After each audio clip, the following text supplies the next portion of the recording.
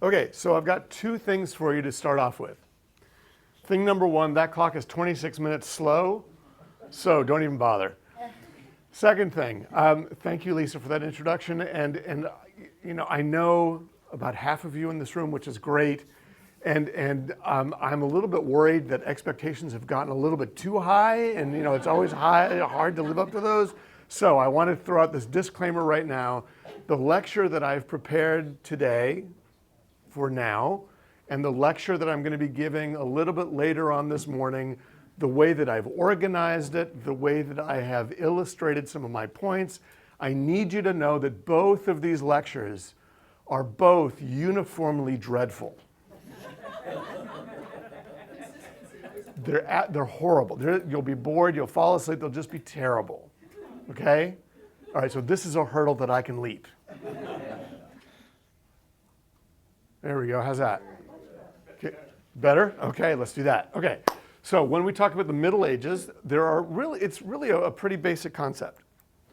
We've got the ancient world, which can extend from, prehistory through Mesopotamia, through Egypt, ancient Greece, ancient Rome, ancient, and of course we have the modern world, which most historians will kind of loosely identify as being a 16th century concept, depending on where you're talking about and who you're talking to.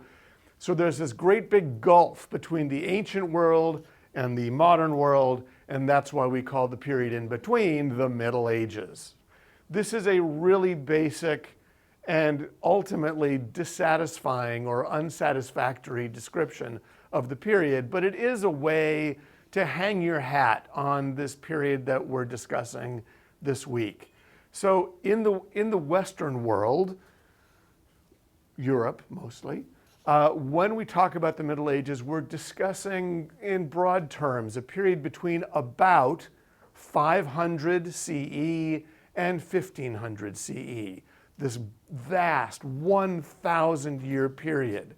And if you expect me to describe for you in minute detail everything that's going on in a 1,000-year period in 3 50-minute lectures, I've got a bridge in New York to sell you. However, there are some ideas that we can get across pretty quickly, and I think pretty persuasively, as we move forward with this program this week, which, as you know, is not specifically centered on the West, but which is intended to give us a bigger, broader understanding of the period, moving essentially from the Iberian Peninsula, the northwestern tip of Spain, all the way to South Asia and the Himalayas. Obviously, this is a vast region and a vast period, and the hope is this week to show you that there are some connections that link together Western Europe with South Asia and beyond, but also some things that are particular to each of those regions that make it specific and make it interesting in and of itself.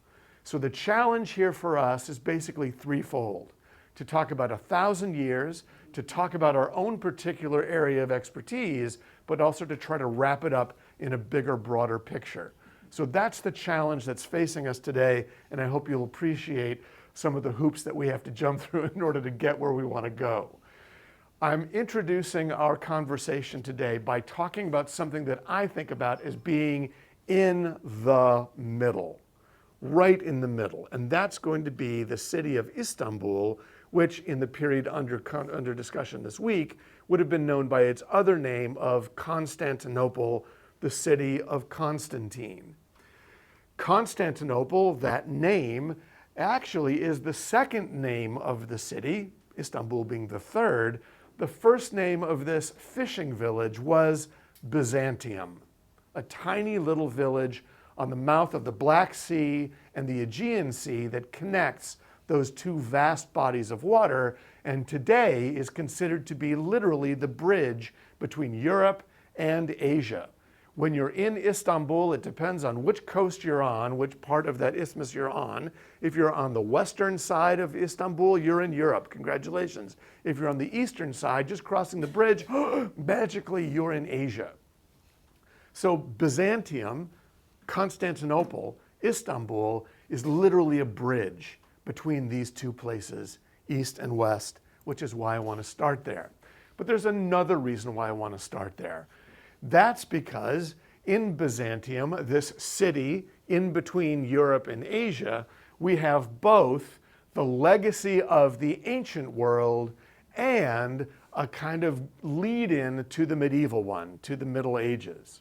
I'm showing you on your left a map, not of medieval Byzantium, but of the ancient Roman Empire in a period when many people consider it to be at its strongest, right near the end of the 2nd century CE and the death of Marcus Aurelius, made famous in the movie Gladiator. Richard Harris is Marcus Aurelius, who dies in the beginning of the movie, and that sets us all off. The vast Roman Empire, as I'm sure you know, extends across most of Europe through Asia Minor and gets as far into the gets us into the Middle East, roughly around here or so. But I'm showing you this map because it indicates to you in the 2nd century CE the extent of Roman trade. There are Roman trade routes that move in the 2nd century CE now that move all the way from Londinium in Britain through Europe, across Asia Minor, and all the way into China. So even in the 2nd century CE, the Romans have these vast networks with spectacular things called roads that the Romans are really good at building, many of which are still in existence today. You can go to Lorenzo's hometown of Rome and you can walk across some of those old vias that are still there outside the city. Roman engineering, as you probably know, is spectacularly rich and really very effective in the ancient world and today. And one of the things that the Romans do is build these wonderful highways that extend all across the empire. Rome also, as you know, in the ancient world, by the time we get into the end of the 1st century BCE, Rome is going to be an imperial force with a single autocratic ruler. In this case, I'm showing you the sculpture of Caesar Augustus, Octavian, who had been one of Julius Caesar's nephews and had taken control of the state right around 31 BCE. I'm showing you here this sculpture that shows us a youthful Octavian who has transformed himself into the high priest of Roman cults. This at the end of Octavian's life. He was probably, about 70 years old at the time, but naturally his face is ever youthful, the idea being that Caesar is a deity, Caesar is a god.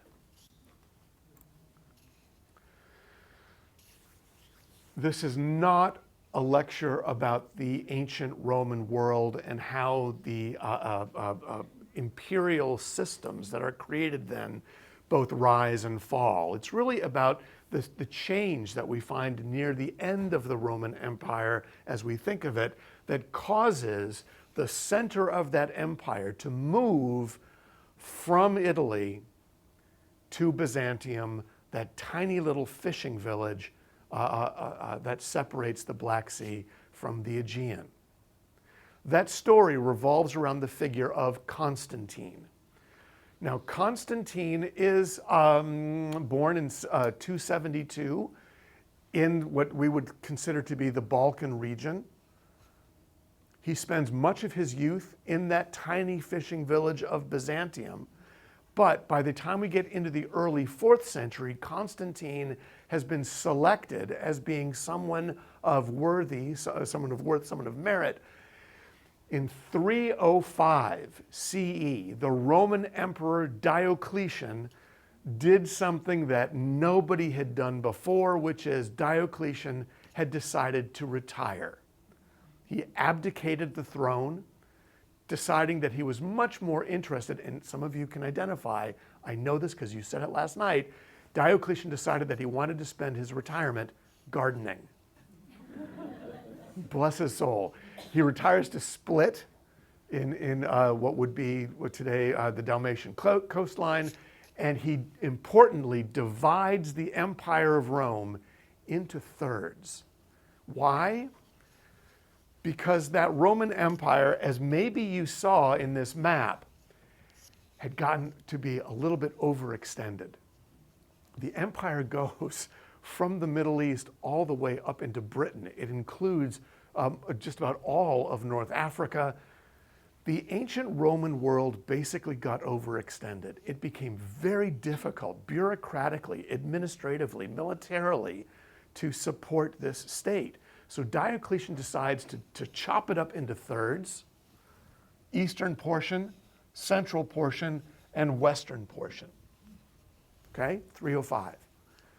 When he does that, there is at first great rejoicing. I'm showing you on your right a porphyry sculpture called the Tetrarchs, in which we see Diocletian embracing the three junior emperors that he has appointed, with all four of these guys in this wonderful Mozartian choir joining hands, embracing. Oh, this is going to be great. We'll have parties, you know. Yeah, it didn't work out that way because Constantine, in the eastern portion of the empire, in 312, gets it into his head that this tetrarchy is not working. He creates a military force and invades the central portion of the empire. And importantly, in October of 312, Constantine attacks an army led by one of his tetrarch allies / rivals, Maxentius, at what's called the Milvian Bridge. This is a site, by the way, that historians have never been able to identify. So part of what I'm about to tell you is going to be legend, and part of it's going to be historically fairly accurate. On the eve of battle, Constantine, who's amassed a force that is actually outnumbered by Maxentius's forces, Constantine, so we hear, Constantine has a dream on the eve of battle. And in that dream, a vision that he later on identifies as an angel comes to Constantine and says to him, if you follow the cross into battle tomorrow, you will defeat Maxentius. And according to legend, Constantine wakes up from this dream and he orders his soldiers to sew crosses onto their banners, which then lead the soldiers into battle, and in fact, Constantine defeats Maxentius. Okay, is this true? It makes a great story, but we do know that within 5 months of defeating Maxentius, in October 312, within 5 months, Constantine has legalized Christianity, which had been outlawed for about 50 years. So very clearly, Constantine has an interest in this rising faith of Christianity, which we're going to talk about a little bit later on today. Constantine, according to pretty much all sources, converts to Christianity at some point after this battle at the Milvian Bridge. And I'm showing you here, by the way, two pictures produced during the period that we call the Renaissance, or the rebirth of antiquity, The Dream of Constantine by Piero della Francesca, where Constantine is shown asleep, his guards absolutely oblivious to the angel that appears from behind in the upper left, who's now flying down toward Constantine to tell him to sew those crosses on his banners. And then on the right, a fresco from the early 1520s by Giulio Romano in the Vatican Stanze that shows you the chaos of that Battle of the Milvian Bridge and Constantine defeating Maxentius, therefore unifying 2/3 of the empire. Here's another thing that happens during Constantine's early reign in Rome. In the 320s, Constantine, we know, becomes, again, not only very much interested in Christianity, but he becomes involved in the institution of the Christian church that has been evolving for almost 300 years by this time. We know that Constantine does a couple of important things. He passes a couple of decrees that are important for us. Number one, not only does he legalize Christianity, he also donates property to the institution of the church. He gives it this field on a hill to the west of the city, west of the banks of the Tiber River, called the Vatican Hill. And he permits Christians to carve out territory there, not far from the burial ground of one of Jesus's own disciples, a guy named Peter, who had been influential in forming this church, this institution of the church, in the 50s and 60s, some 250 years earlier. Second thing he does is Constantine provides for this institution of the church tax-free status. The church does not have to pay any levies to the state after 325. It still doesn't to this day.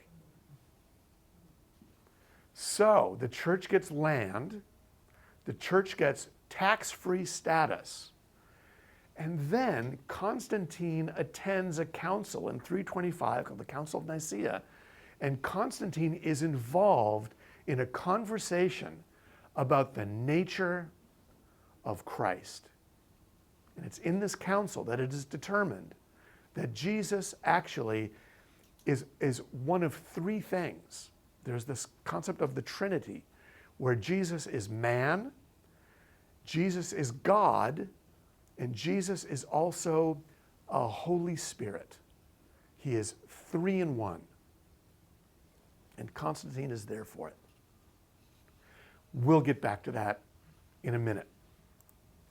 The land that the church uses on the Vatican Hill in the 4th century ultimately becomes the site of what most of us believe to be the first truly grand Christian edifice, the Basilica of St. Peter's, which revolves around the mausoleum of Peter's bones that would have been located in the upper left corner of this photograph, or this model up on the left.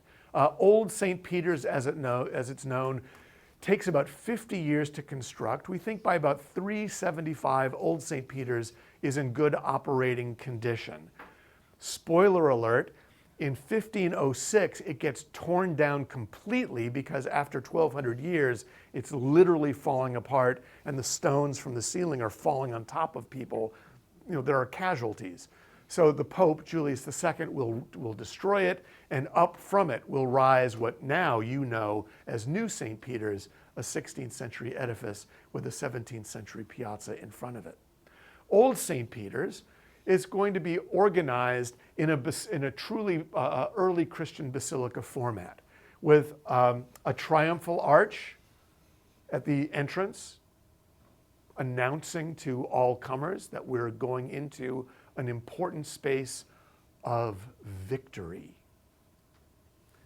We move into an atrium where we'll find a fountain spouting water that's intended to cleanse people, cleanse them, of course, allegorically or metaphorically of their sins as they move into the sanctuary that's going to be organized around a central nave and side aisles that will permit different kinds of perambulations so that people can walk through it at their leisure, or they can stand in the center of the nave and watch performances as they are presented to them, with an altar underneath an apsidal ending, a semicircular dome on the, what would it be, the western end of this basilica. The mausoleum down below, containing the bones of Peter, would permit people to perambulate again and to honor Peter's body. Interesting thing happens though. Right around 330, our friend Constantine the Great decides that, he doesn't like Rome that much. It turns out that this whole thing was kind of a problem for him.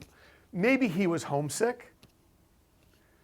Maybe he was dissatisfied with the slow pace of conversion from paganism to Christianity among his senators, who we're told were slow to make that conversion.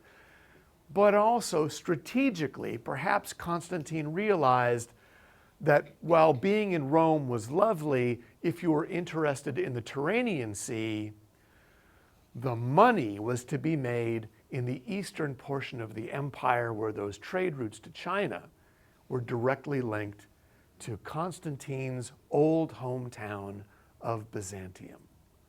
So in 330, Constantine moves himself and his court from Rome to this tiny little village of Byzantium, renaming it modestly the city of Constantinople. I'm showing you on your right our map of Constantinople called the Golden Horn, impregnable geographically.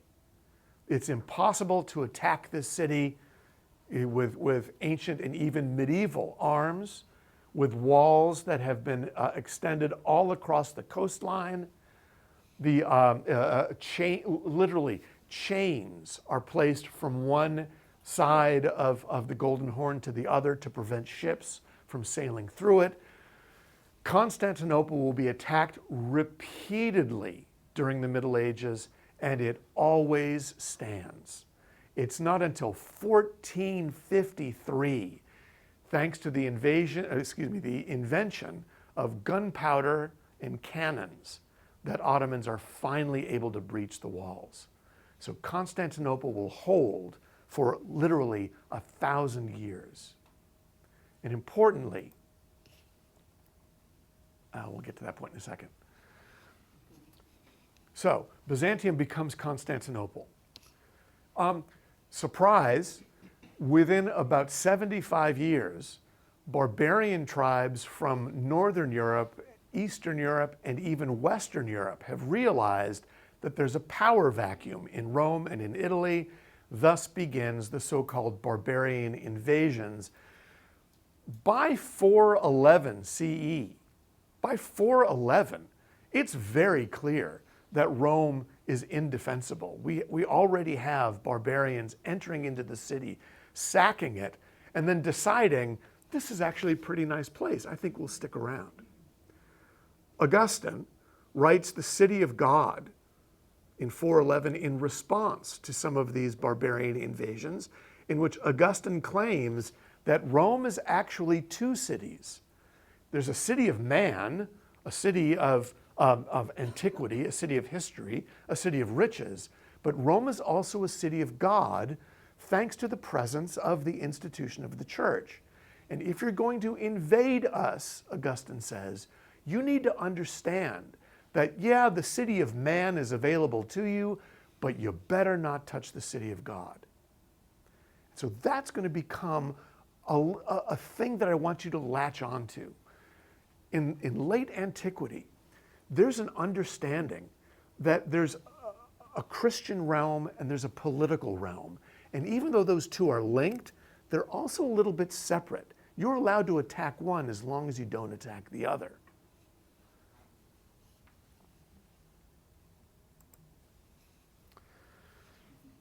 By the end of the 5th century, by 476, the city of Rome, the European continent to the west, has essentially been overrun. There is no more centralized political authority in Western Europe, save for the institution of the church, which is still going to be a universal body. In Constantinople, however, we do have this singular place, this impregnable city, with an empire surrounding it, with the descendants of Constantine still there, still trading with the East and the West, using Latin as their official language, and calling themselves Romans. The Roman Empire lived on in Constantinople until 1453.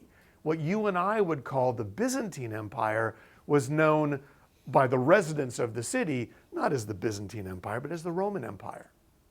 So in their heads, ancient Rome lives on for 1,000 years after the city of Rome had fallen to different barbarian invasions. Now, I'm showing you on your right, and this is just for pure personal pleasure, a photograph I took with our lifelong learning group last year in Istanbul. It's the cistern of Constantine that's right next to the Hagia Sophia. They have illuminated it, as you can see, with different colored lights that flash up off the water on the base of this cistern. But I'm showing it to you not only because, oh, hey, we all should go to Istanbul, but to remind you that some of those Roman traditions linger in Constantinople, chief among them being the emphasis on hygiene. That water is really important, keeping clean is really important, having a sense of, I guess, personal respect is really important in the Byzantine world. And that's going to be important for the way that the Byzantines are going to be conducting business, because in fact, the so-called Silk Road that Melissa Karen is going to speak about in greater detail than I will later on this week, the Silk Road extends from East Asia across South Asia through the Middle East and Asia Minor, and importantly leads us right through Constantinople before it heads west into those European centers. The Byzantines are going to be making lots and lots and lots of money. They're going to be making money through transforming raw silk from China into some of the finest garments made from that material in the world. Byzantine silk garments are going to be sold back to the Chinese, back to Indians, back to Arabs in the Middle East. They're going to be sold to Christians in Western Europe. The way that I tell my 20-year-old students, the way that I ask them to think about this, we very frequently think of our world today as being technologically driven, right? This is sort of the technological revolution today, where Silicon Valley is kind of driving things. In this period, this is going to be an economy that's driven largely by three things: textiles, spices, and, if you will, liquids, wine and oil. Those are going to be the things that largely drive the economies of many of the places that we're discussing this week. In Byzantium, they're going to be specializing in all three, producing these things and then selling them often back to the places who had given them the raw material in the first place. By the way, this is a nice little thing that the Florentines figure out in the Middle Ages, where they're getting raw fleece from Flanders and Britain, then they're turning it into fine cloth and selling it all back to the Flemish and the English at, marked up prices. In Constantinople, we do find vestiges of ancient Rome, but now they have been transformed into a Christian idiom. The major basilica in Constantinople is called the Hagia Sophia, the Church of the Holy Wisdom. It's built in record time after massive riots in the city of Constantinople had destroyed a good portion of that city. Between about 532 and about 550 or so, the Emperor Justinian helps to revive the city by pumping lots of imperial funds into different construction projects. The Hagia Sophia is this massive, it seems like it's a squat building based on its breadth, but in fact, it's this enormously a cavernous structure based on what Lorenzo would describe as a centralized plan with a single dome over a rectilinear space with an atrium, as we just saw in the design of St. Peter's, permitting people to come into that space after walking past a fountain that would give off, again, that symbolic sense of cleansing before entering into the Christian edifice. But I'm showing you on your left the diagram of a Roman basilica from antiquity, the basilica in the ancient world being used not for religious purposes, but rather for legal ones, where magistrates would sit underneath a semicircular dome on each end of the basilica, with a large area in the center with side aisles on each end of that large nave, and those magistrates would hear cases presented before them by petitioners who are hoping for a positive judgment. I'm using language precisely here because this is the format that early Christian churches take intentionally. The altar of the Christian church will be underneath that semicircular apsidal dome. Symbolically, the thing that happens here with Christ as judge is going to mimic the ancient Roman magistrate or judge who sits here underneath the apse. The format is the same so that petitioners can walk toward the judge, can have their petitions heard, and hopefully receive a positive rendering from that judge. And when you look at Hagia Sophia, you realize that you have the same kind of layout, the same kind of open nave area, the same side aisles that are leading toward that apsidal ending where there's going to be the judge waiting to hear petitioners' pleas. The one thing that's a little bit different is that in Hagia Sophia, unlike St. Peter's, that centralized plan is going to be emphasizing the zone directly underneath the dome. And we can talk about dome construction a little bit later on. In fact, Lorenzo can talk about dome structure better than I can because, as you probably know by now, Lorenzo knows more about domes than Brunelleschi did. But underneath this central dome, we do know that the emperor would appear periodically on important feast days and would extend his arms out on either side of his body, standing directly underneath the dome. He would make a couple of turns. He would look at the women up above. He would look at the men down below. Yes, segregated by sex. We'll talk about that next time. And he would proclaim himself to be first among Christians, not claiming himself to be a god or a saint, but rather the leader of the Christian community. So some vestiges of this imperial notion that connects the emperor with the gods is still there, but Justinian and his followers recognize that you cannot overstep that boundary. You can't make yourself out to be a god if you want to be a Christian emperor, and Justinian and his followers certainly do. But there's also going to be the impetus of authority. Let's make no mistake, in the Byzantine world, in that bridge between East and West, the Hagia Sophia and other ecclesiastical structures in Constantinople and the Byzantine Empire understand which side of the bread is buttered and who's buttering it. So there's always going to be a connection, particularly in the Hagia Sophia, between the imperial authority and the Christian authority. And sometimes those different authorities will bleed one into the other. In one of the entrances into the Hagia Sophia, I'm showing you here a mosaic from the 10th century. We don't have an exact date of production.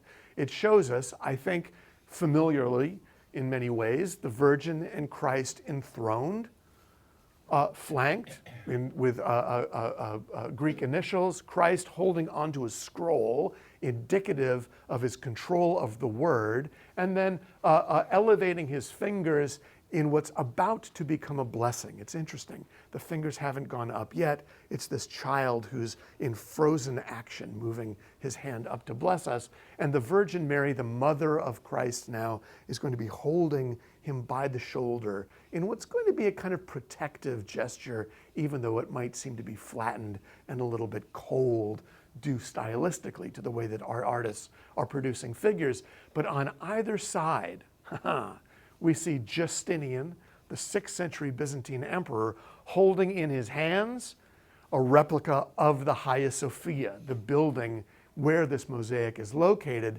And to the right is our friend Constantine the Great, holding in his hands the city of Constantinople. So we recognize that there's this connection between political authority, religious authority, and the places where we live. So that means that those of us milling about down below, us little people, we understand that there's a kind of hierarchical structure, quite literally, what's above us, what we're about to walk into, and what's controlling what.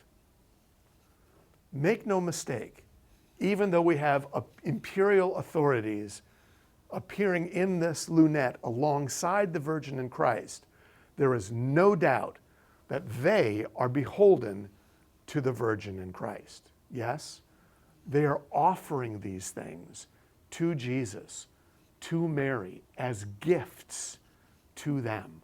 We have made the Hagia Sophia, we have made the walls of Constantinople in their name. How we doing? Told you this was a bad one. So this gets us into some art history talk. Let's see how much time I've got. I got 15 minutes. Here we go. Ready? All right. Here we go. Some art history talk. When we read, and I'm using that word intentionally, when we read medieval images, there's a kind of vocabulary, a kind of language that we need to abide by and we need to recognize. Now, I get into arguments with my wife all the time. Imagine that, because of communication. Communication. There are times when, she will say something and I will hear what she says and I will respond to it and she'll look at me like I am from the planet Schwartz. It's like, what? I didn't mean that. I meant something completely different from the words that actually came out of my mouth. You ever had that with your spouse? No. Okay, so with Christian imagery, what you see is not always what you get. And by the way, I never do that with my wife. I'm always crystal clear with everything that I say. When we look at Christian imagery, we need to remember that there are a couple of different ways in which we read the image. I'm showing you here mosaics from the early 5th century in the east coast city of Ravenna in Italy. For those of you who have never been to Ravenna, shame on you. You gotta go. It is one of the jewels of the world. There are some 5th and 6th century mosaics in Ravenna that I think outpace those that you'll see anywhere in Europe. It is the place to go. Love Ravenna. Okay, one of these places is the so-called Mausoleum of Galla Placidia, who has her own convoluted story. She's a royal figure who winds up being buried in this mausoleum in the 420s. And very soon after the mausoleum was crafted, mosaics were installed inside this tomb in order to celebrate Galla Placidia's Christianity. I'm showing you here 2 of the lunette sections of this very small space. It's smaller than the room that we're sitting in right now. So it's a really compressed area. By the way, designed in a cross. Huh, how about that? So in one way, we read Christian images literally. So we'll see saints flanking a fountain, pointing toward an alabaster window with a scallop shell up above. These we can recognize as being Christian saints who were asked to venerate. That's terrific. Down below, I'm not sure, Ruth, Lisa, if you can see this very well in the back, but we've got the figure of St. Lawrence holding onto a crucifix and a book, making his way toward a burning grill that we'll get to in a second, and off to the left, an open book cabinet where we find 4 codices lying flat on shelves, each one marked with the name of the author. The 4 evangelists, John, Paul, George, and Ringo. So what do we have here? Different ways in which the interred, the person buried in this mausoleum, can make their way into heaven. And there are 3 of them that have been shown to you in this image. 1, you can become a martyr. You can die for the faith. St. Lawrence, as many of you know, burned on a grill in the 3rd century for refusing to give over to the state church monies. Famously, he's reputed to have said, "Turn me over, I'm done on that side." The second way is through study. The idea here in the 5th century is that, most of us already are Christians. There are very few of us who are going to be martyred anymore. However, if we study, if we read, if we use the word, we can find a way into heaven. And then the third is through the veneration of these saints, of these holy characters who have come before us. And if we try to model our lives on theirs, that becomes a pathway into the heavenly realm upon our deaths.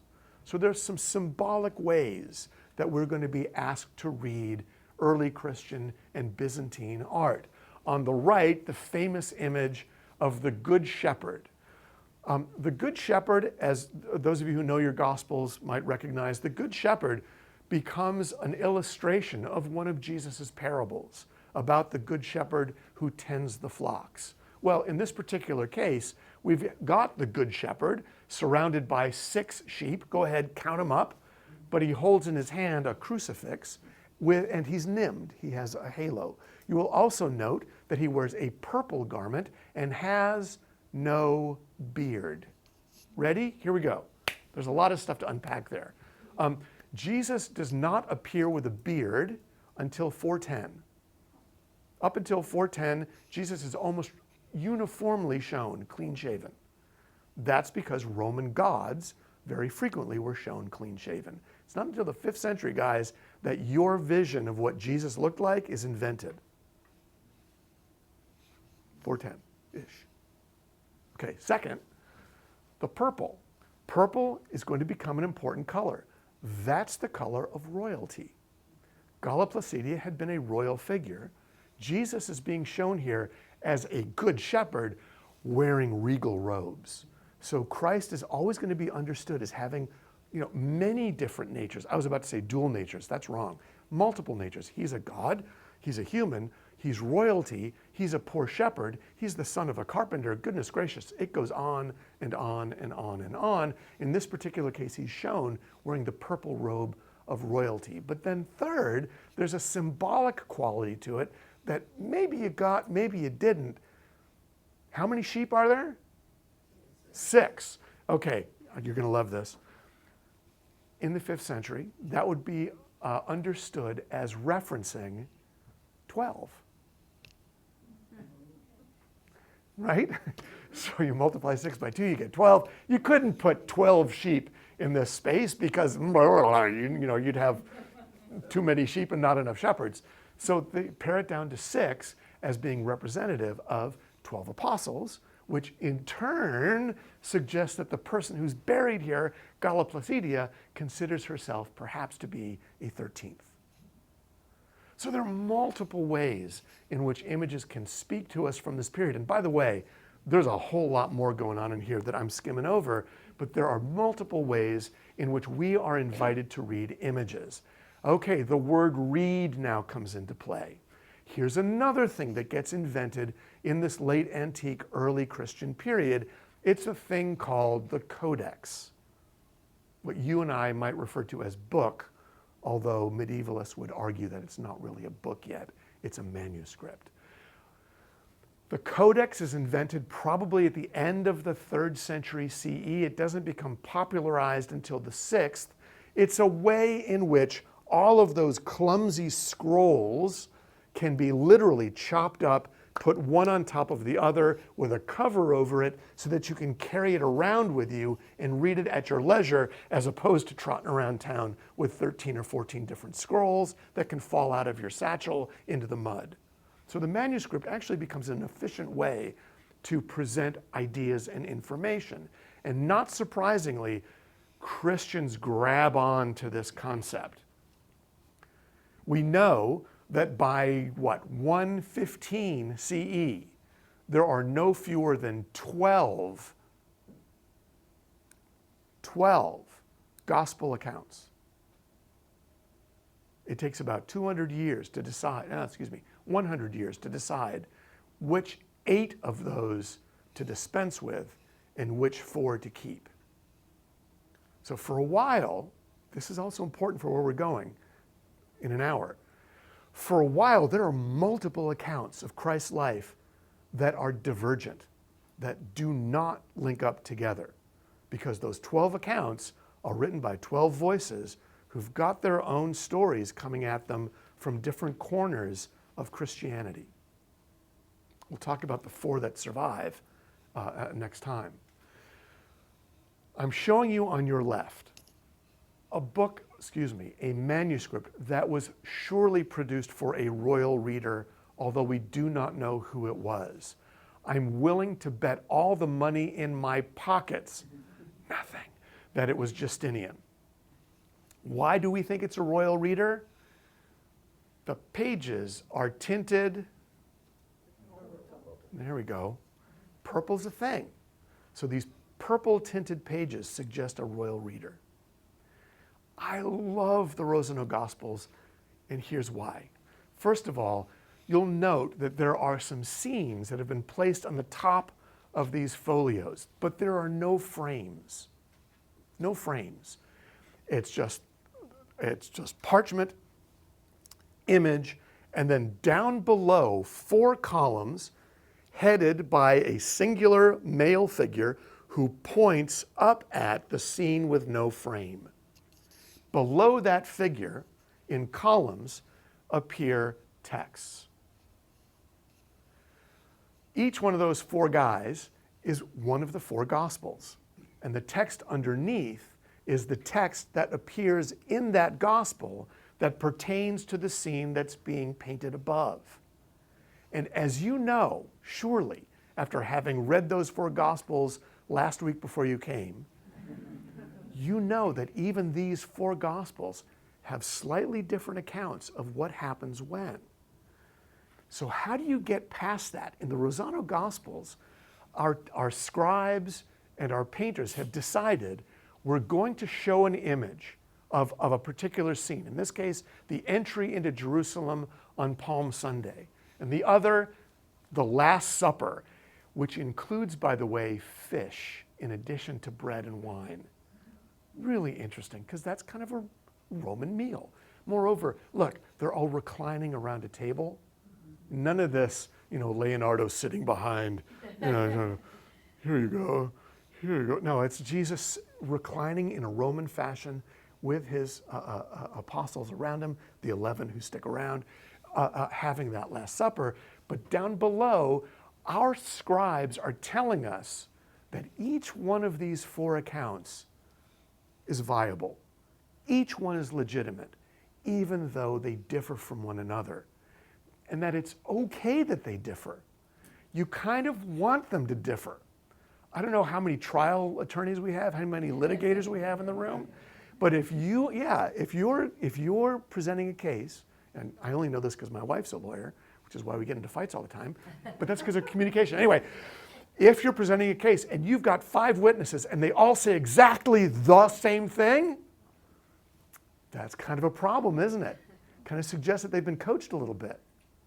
So you kind of want some divergence, you want some differences. And our scribes are embracing those differences here, but at the same time telling us a unified message, which is a beautiful thing. The painting on your right of the crucifixion is also really interesting. This is located in a manuscript called the Robula Gospels. It's in Florence today, but it quite surely was produced in Byzantium, probably for a monastic audience rather than a royal one, because you will note the absence of the color. Instead, Jesus is shown here wearing the robes of a rabbi.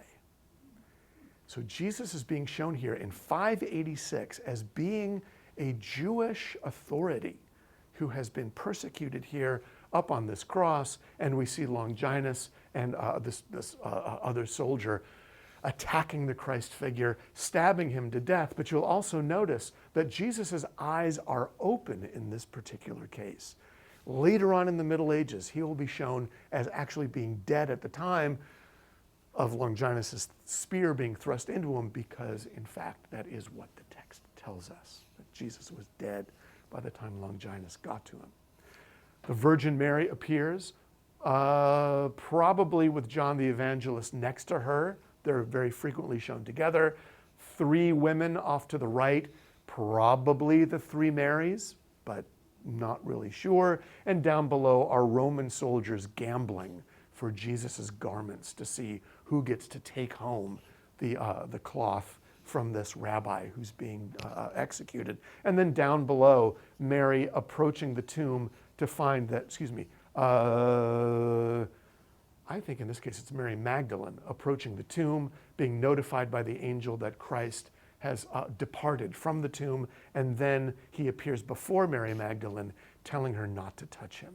So these are all going to be illustrations of the text that give the reader a sense of what they ought to be imagining as they go through these narratives. We're almost done. Almost done. I've got 2 more slides. In Byzantium, we're going to find the development of a kind of art form that will ultimately make its way to the West, but it will take some time getting there. In the Byzantine church, and this gets back to what we said just a second ago, we're going to find architectural and pictorial ways to prevent you from accessing sacred spaces like the altar. In the Western church, the thing that prevents the congregation from approaching the altar will be a large wall placed from one end of the church, one side of the church, all the way to the other, called a tramezzo, or a rood screen, or in French, a joubet. It's intended to keep you guys, anybody here a priest? Intended to keep you guys on that side of the tramezzo and the nave, and the priest and the choir and his canons, the other side where they can actually do the proper worship rituals. In Byzantium, that separation is going to be caused by something called the iconostasis. That is to say, a large, usually wooden screen that again will prevent access into that inner sanctum. On the front of the iconostasis will be placed paintings of important religious figures. There's a kind of formula to it, whereby you're going to see the Virgin Mary almost always on the left side of the portal entering into that inner sanctum, and an image of Christ on the right side of it. So the Virgin Mary and Jesus will almost always flank your entrance into, or flank the entrance into the sacred space. And then aligned next to those characters of the Virgin and Christ will be important saints or scenes that are native to the area, native to the town. So each town, each church will have its own patron saint, and you will frequently see them painted next to our characters of Christ and the Virgin. I'm showing you these 2 from a monastery in Saudi Arabia at the foot of Mount Sinai called St. Catherine's, which was a major center of painting, probably thanks to training of monks in the 6th and 7th centuries. These 2 icons I'm showing you for 2 reasons. Reason number 1, I want you to recognize that in Byzantium before 600, painters had the ability to produce figures that looked naturalistic. They were using shadows, they're using a kind of human rational system of proportions, they're studying the human face, drapery folds, body parts like fingers and fingernails, in an effort to give us representations of Christ, and in this case Peter, as accurately as possible to enhance that kind of experience of seeing these holy figures and hearing what's going on behind the iconostasis as the priest and their canons are celebrating Mass. So in late antiquity, there's this great interest in showing naturalistic figures in many parts of the Byzantine Empire. But with the advent and with the successful ventures of Islamic armies making their way across North Africa, through Asia Minor, and up toward the Balkans, in the 8th century, Byzantium becomes ensnared in what's called the iconoclasm controversy, where a fear of images grips hold of the entire empire, and we find soldiers ordered by the emperor, ordered by some patriarchs in the Byzantine church, to attack images, to dip them into vats of white paint in order to remove the stain of the 2nd commandment, thou shalt not venerate graven images, removing these images from religious spaces, in part out of a fear that the Islamic prohibition of depicting holy figures has taken hold. There's a fear that Islam's got it right, and us Christians, we're still adhering to an ancient Roman tradition of showing gods and goddesses. Maybe we got it wrong. Maybe we ought to get rid of our images, and that hopefully will prevent people from converting to Islam and will stick to Christianity. The irony is that it's the masses, it's the peasantry, and particularly it's women who are demanding to see images in Christian spaces. So by whitewashing the images, instead of enhancing the potency of Christianity and its message, Byzantines wind up shooting themselves in the foot and making the peasantry furious with the church. Okay, look, this is a lot of stuff. We've only gotten up to about 843 when iconoclasm finally ends. But the idea here is to present you with three big ideas. Ready? Idea number one. Ancient Rome survived. It lived on. It just wasn't in Rome. It was in Constantinople. Thing number two. Since antiquity and the ancient Roman Empire with its capital in Rome, there had been vast trade networks that had extended from Spain to China and back again. The Silk Road that we discuss in the Middle Ages was not invented by medievals. It had been there forever.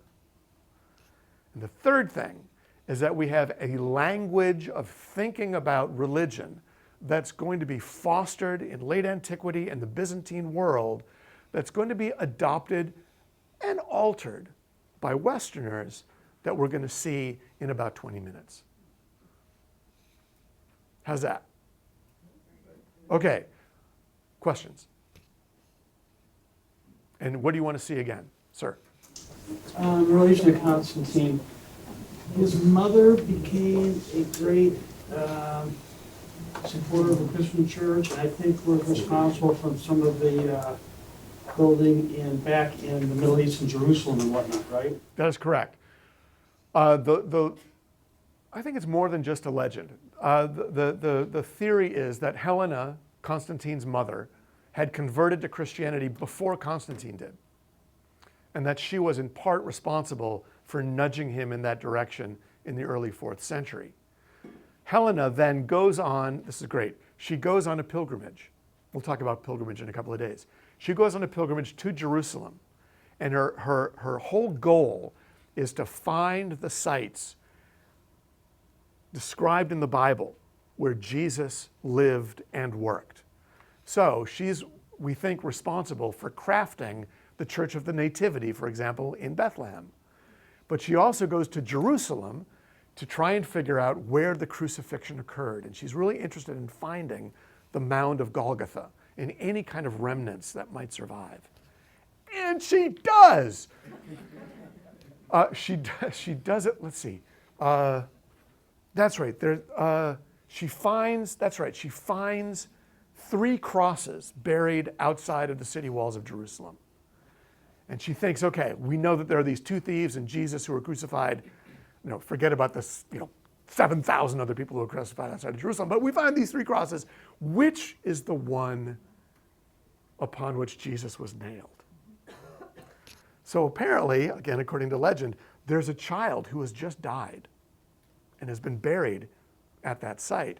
So they pick out each of the 3 crosses, and one by one, they hold the cross over the dead body of the child. And when the 3rd cross hovers over that dead body, the child is resurrected. And that is the cross upon which Jesus was buried. And that's where the Church of the Holy Sepulchre is built. Because Helena, the mother of Constantine, was deeply interested in this and wanted to create spaces where people could come on pilgrimage to see specific sites. That's a very long-winded answer to a good question. What year was that? 327, to be specific. Won't have a miracle answer like that, but what caused him to want to block off the altars of this? What made the change? Okay. Wow, Sidney. This is a question that always gets me into hot water because there's a great debate among art historians, architectural historians today.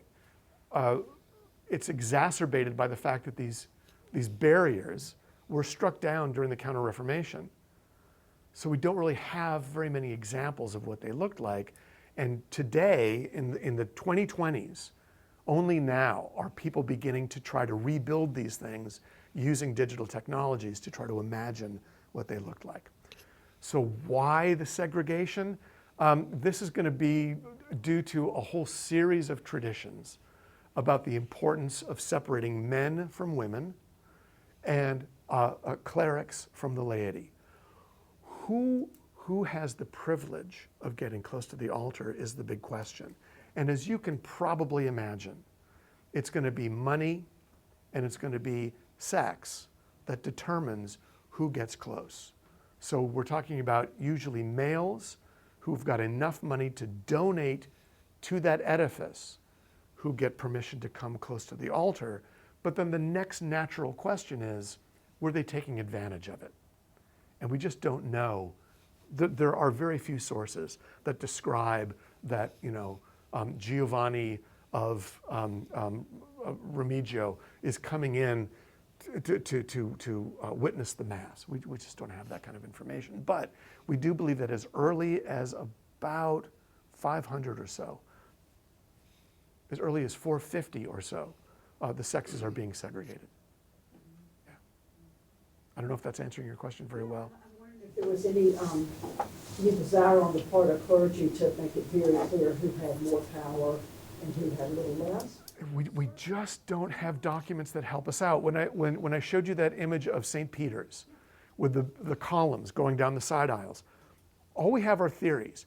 One theory is that the reason why there are columns on those side aisles is so that tapestries could be hung in between them, and that those people who were studying to become members of the Christian community could enter into the basilica and hear the Mass, but not see it.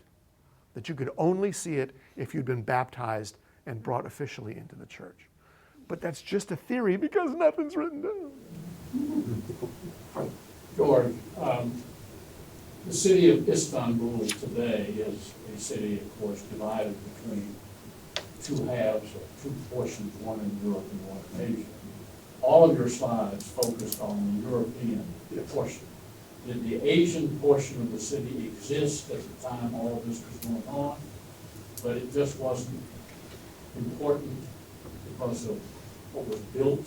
Yes. In the European. So the question is, did the city of Constantinople extend beyond the Golden Horn into the Asia part of that area? The answer is yes. There are going to be sort of suburbs and residential areas and of course farms and fields that will be supplying foods into Constantinople, but that's not going to be the protected zone because geographically it just can't be protected the same way that the city center can. Yeah. You gave a date of 843, I think, for the end of iconoclasm. What is that? I mean, how does it end? Does somebody just make a decree and take the whitewash off and we're okay? Or? Okay, so the history of iconoclasm, as you can imagine, is really convoluted. The first impetus comes around 726 when there's an earthquake in Constantinople and everybody believes it's the wrath of God. So a few instances of iconoclasm begin then. It's almost always dependent on who comes in as emperor. And in the 740s, a new emperor comes in. I can't even remember his name. I think it's Alexander the Seventh or something. And the emperor decides, we're going to go with iconoclasm because of these earthquakes and because of those damn Muslims. They figured things out that we forgot. So in the 740s and 750s and 760s even, you're going to find a fervent iconoclastic feeling. But then in the 780s, that emperor dies. The realm is taken over by a woman, Irene, and Irene reinstitutes icon painting. So for a brief period of about 10 years, images are permitted back into the Byzantine Empire, and then she dies, a new emperor comes along, he says, no, we're back to iconoclasm, and then finally in 842, we get a new emperor who comes in who who we're told is being pushed very heavily by his wife and his daughter, and he decides to lift iconoclasm finally in 843. So, ever seen the Mel Brooks movie, History of the World Part 1? There's only one redeeming quality to that movie, and it is the line that Mel Brooks says as Louis XIV. It's good to be the king. So in Byzantium, you got to think about that. It's always good to be the king because, you know, if you decide that you want to destroy images, if you're the king, you can do it. If you want to bring them back, you can do it because you're the king. Sorry. The mosaics in Ravenna and in Constantinople, can you describe the process that went into them, the artisans that were involved, the industries that developed around them? So the question is, how are mosaics made? Yeah. And by whom?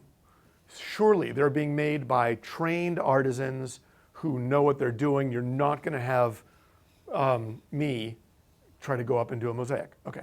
Sadly, we don't have the names of these figures. So our understanding of the artist as genius, the artist as creator, that's very much a 16th century notion. Up until probably, I would say, 1300, the names of most artists are unknown to them because the patrons didn't really bother to write them down. They were craftsmen. They were producing images. Okay, so the answer to one of your questions is we don't know who did it. Now, the art of mosaic, and Lorenzo and I were talking about this just yesterday. Like fresco painting, you'll have a flat wall often produced, made out of brick. A layer of plaster will go on that brick wall to smooth it out. You wait for it to dry. Then you'll come back with usually chalk and you will draw the figures that you want to be represented in the mosaic. Usually you'll have a folio with the same drawing that you can follow a little bit later on for this reason. The next layer that goes on top of the drawing on the wall will be a small chunk of wet plaster, into which will be inserted small painted tiles. Sometimes they're made out of glass. Sometimes they're made out of ceramics. Sometimes they're made out of stone. So you'll always need a conservator to go into each and every project and determine what the tile has been made out of. But what we do know is that the surface has been buffed and then painted with a single color and then inserted into that wet plaster with others around it of varying colors to give you the sense of modeling and light and shape. But you're only doing the section of plaster that's wet per day because this plaster is going to dry in about 7 hours. So you can only go in 7-hour chunks across your mosaic. And here's the other thing. As you can imagine, you're always going to start in the upper left corner and make your way across the top till you get to the upper right. Then you're going to go back again to the left and do the next layer, and then back again, because you never want your wet plaster to be dripping on something that you've already done. So the wet plaster goes first, you put in the mosaics. Wet plaster, mosaics. The only time that you'll see it done differently is when the artist is left-handed. And then you'll find him going from right to left.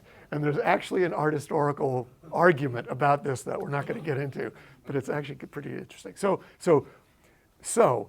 this is a lengthy process. And the reason, oh, by the way, the reason why you have the drawing on the folio is that obviously you have to cover over the drawing on the wall with the wet plaster. So how do you remember what you drew yesterday? Well, you've got the folio there. Oh yeah, that's right. There's an angel here. Yeah. So you go back and do that. How's that? Okay, Rob. These images are really fascinating, the naturalistic shading. Along comes iconoclasm. But the images of Byzantine paintings that we see basically now are flat. Is that a compromise? Rob, this is a great question, and again, art historians argue about this.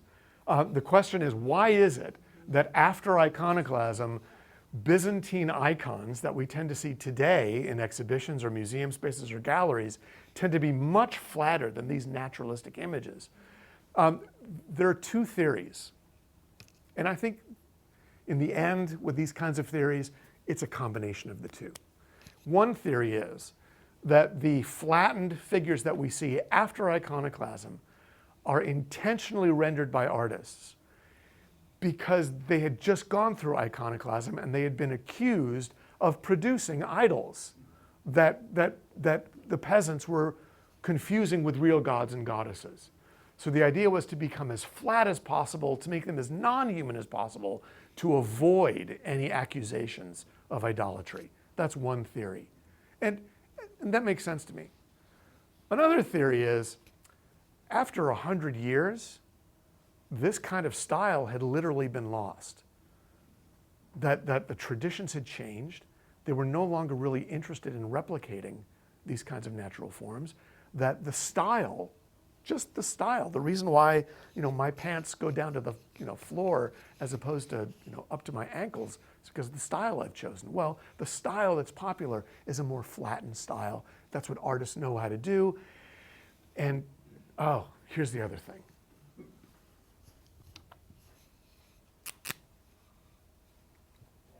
There are 3 things in the Middle Ages that make an image good. We know this because medievals are writing about it. There are 3 qualities that a painting or a sculpture or a miniature has to have to make it qualitatively good. Thing number 1. There has to be a certain degree of craftsmanship.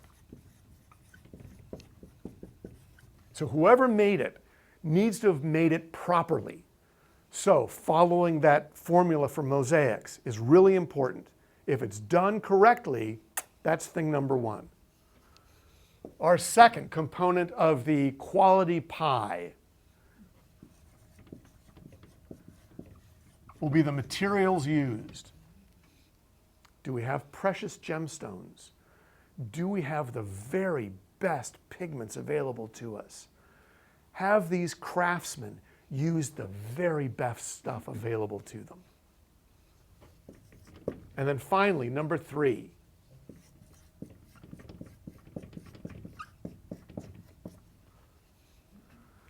Longevity. Has it lasted? Or for something that's new, does it abide by tradition? Does it abide by traditions that have been passed down to us from generation to generation to generation to generation? And if it does, that's a good thing. You want something that could be confused for an object made 200 years ago. So Rob, with that break of iconoclasm, you get a new style that comes into place, and within 2 generations, that is the style that represents longevity, and that's why Byzantine icons made in 1938 look a lot like Byzantine icons made in 1038, because that's what they're valuing. I think we're done for now. Let's get to coffee.